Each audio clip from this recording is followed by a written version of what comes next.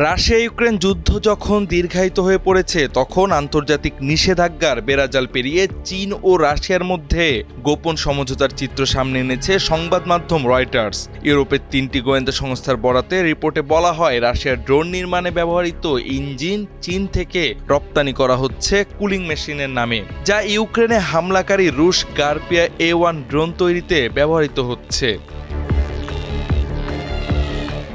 রাশিয়ার রাষ্ট্রায়ত্ত অস্ত্র নির্মাতা প্রতিষ্ঠান IEMZ কুপল ইউক্রেনের যুদ্ধের জন্য তৈরি করছে গার্পিয়া A1 নামের আত্মঘাতী ড্রোন, যার ডিজাইন ইরানের শাহেদ ড্রোনের আদলে হলেও প্রযুক্তি ভিত্তি অনেকটাই চীনা। এই ড্রোনে ব্যবহৃত হচ্ছে L550E এভিয়েশন ইঞ্জিন, যা তৈরি করেছে চীনের জিয়ামেন লিম্বাজ এভিয়েশন কোম্পানি। যদিও এই কোম্পানির ওপর ইতোমধ্যেই নিষেধাজ্ঞা জারি করেছে যুক্তরাষ্ট্র ও ইউরোপীয় ইউনিয়ন, তারপরও ইঞ্জিন সরবরাহ থেমে থাকেনি। নতুন তথ্য অনুযায়ী এখন রপ্তানির দায়িত্ব নিয়েছে আরেকটি চীনা প্রতিষ্ঠান বেইজিং জিচাও আন্তর্জাতিক প্রযুক্তি ও বাণিজ্য। তারা এসব ইঞ্জিন রপ্তানি করছে ইন্ডাস্ট্রিয়াল রেফ্রিজারেশন ইউনিটস, অর্থাৎ শিল্প শীতলীকরণ যন্ত্র হিসেবে। এর মাধ্যমে রপ্তানির প্রকৃত উদ্দেশ্য আড়ালে রাখা হচ্ছে, যা প্রশাসনিক নজরদারিকে ফাঁকি দিতে সহায়তা করছে।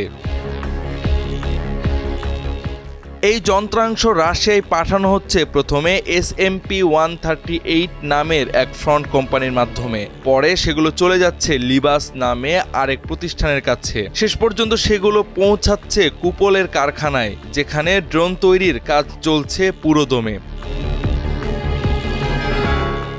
ইউক্রেনের সামরিক গোয়েন্দা সংস্থা জানিয়েছে, রাশিয়া প্রতি মাসে প্রায় 500 গোরপিয়ার ড্রোন ব্যবহার করছে বিভিন্ন হামলায়। এই গোপন সরবরাহ চক্রের মাধ্যমে রাশিয়ার রাষ্ট্রায়ত্ত অস্ত্র নির্মাতা সংস্থা IEMZ কুপল গার্পিয়ার ড্রোনের উৎপাদন বাড়াতে সক্ষম হয়েছে 3 গুণ। গত বছর 2000 ড্রোন তৈরি করেছিল কুপল, আর এবার তাদের লক্ষ্য 6000। ইতোমধ্যেই এপ্রিল মাসের মধ্যে 1500-এর বেশি ইঞ্জিন রাশিয়ায় প্রবেশ করেছে।